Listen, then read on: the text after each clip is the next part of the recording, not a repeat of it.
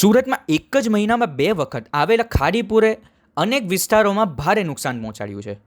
હવે નુકસાનથી કંટાળેલા સ્થાનિકો તંત્ર સામે આક્રોશિત બન્યા છે અને કાયમી ઉકેલ નહીં આવે તો આંદોલનની ચીમકી ઉચ્ચારી છે.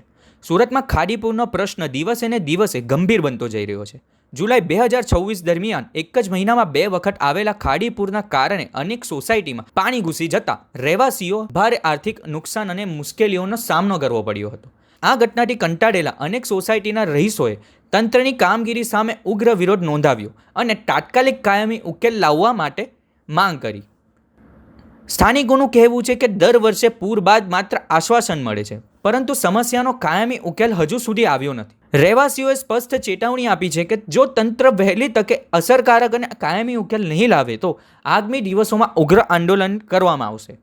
તમારું નામ? સુમિત રબારી. સુમિતભાઈ, કઈ રીતની સમસ્યા? સુરત શહેરમાં અમે પરત પાટિયા એરિયામાં માધવબાગ વિસ્તારમાં રહીએ છીએ. દિલ્હીનું આંદોલનનું સ્થળ એટલે જંતર મંતર અને ખાડીપુરનું આંદોલનનું સ્થળ એટલે માધવબાગ સોસાયટી પરત પાટિયા. માધવબાગ સોસાયટી છેલ્લા 25 વર્ષથી પાણીથી હેરાન થઈ રહી છે. તંત્રને અપીલ કરી છે, સરકારને અપીલ કરી છે, રિસ્પોન્સિબિલિટી આવતી નથી. 2024 થી 2027 સુધી સમિતિ રચાઈ છે. 2024 થી સમિતિ જ ચાલુ છે. સમિતિ હજુ કઈ કર્યું નથી.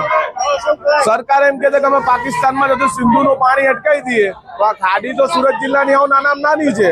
સુરત જિલ્લાનું આ પાણી તો સિંધુ નદીના બરોબરમાં તો 1% નથી. એટલે સરકારને અપીલ છે કે સિંધુનું પાણી નહીં અટકાવવું, ખાડીનું પાણી અટકાવો, તંત્રને જગાવો. અને તંત્રને જે કાલે આપણા ગુજરાતના મુખ્યમંત્રીએ 1500 કરોડ 500 કરોડ ને એમ કીધું કે ભાઈ 1500 કરોડ અમે વાપરી દેશું, પણ ઉપરથી ગાંધીનગરથી નીકળતા સુરત 400-500 કિલોમીટર અંદાજિત આવતા 1500 કરોડમાંથી વધતું કંઈ નથી. અને ખાડીની સ્થિતિ એની એ જ છે. અને દર વર્ષે સમિતિ જ રચાય છે. તો સરકારને એક જ અપીલ છે, તમે દિલ્હીનું જંતર મંતર સ્થળ ના કરો. અમારે તો અહીંયા સરકાર, ગુજરાત સરકારે, અમારું દિલ્હીમાં ગુજરાત સરકાર જ બેઠી છે, મોદી સાહેબ બેઠા ગુજરાત સરકાર. તો અમારે એક જ અપીલ છે કે તમે ખાલી નિવારણ લાવો. અમારે કોઈ જંતર મંતરે નથી કરવું કે કોઈ દંગા પ્રસાદે નથી કરવા, પણ અલર્ટ આપીએ છીએ કે કરશું ખરા, તમે કોઈ નિવારણ નહીં લાવો. 5 વર્ષથી સમિતિ રચાઈ છે. એટલે સિંધુનું પાણી સાહેબ અટકાવો, પણ આ ખાડીપુર તો અટકાવો.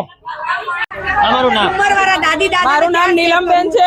અહીંયા શું એક બાટલી દૂધ માટે અમે બેસેલા છીએ? તમે એક બાટલી દૂધ આપશો તો શું અમારું બધું નિરાકરણ થઈ જશે? લાખોનું નુકસાન થયું છે, એ કોણ ભરપાઈ કરશે? પહેલા એ તો જણાવો અમને. અમે કેટલા હેરાન થઈ છે. ઘરના મા બાપ હોય છે, એમને તો અમારે પહેલા ક્યાં લઈ જવા એ સવાલ છે. સગાવાલાના ઘરે લોકો જતા નથી, તો અમે ક્યાં મૂકી આવીએ એ લોકોને? શું તમે એ લોકોની સારવાર માટે આવી શકો છો? એ લોકોને દવાની જરૂર પડે છે, પાણીની જરૂર. આ વખતે તો અમે પાણી વગર તરસી મર્યા છીએ. પાણી નથી, લોકોને કેટલી બીમારીઓ થઈ ગઈ છે. હું જ્યારે બહાર જઈને ઘરે આવી તો મારા ઘરના બધા જ બીમાર હતા. તે બધાનું શું કરવાનું? મારે અત્યારે આવે છે કોઈ અમને દવા આપવા કે અમારી સેવા કરવા? થાકી ગયા છીએ. હવે થોડી તો શરમ કરો. આટલા પૈસા તમારી પાસે આવે છે તો ક્યાં ખિસ્સા ભરવા છે તમારે લોકોને? આટલા 1-2 માણસો તો બરાબર છે, લાખો માણસો તકલીફમાં છે. થોડી તો દયા જાણો. લોકોના કારખાના પાણીમાં છે, લોકોના ઘર પાણીમાં છે. પાણીમાં તમે આવીને અંદર ઘરના અંદર તો જો કેટલા પાણી ભરાયેલા છે.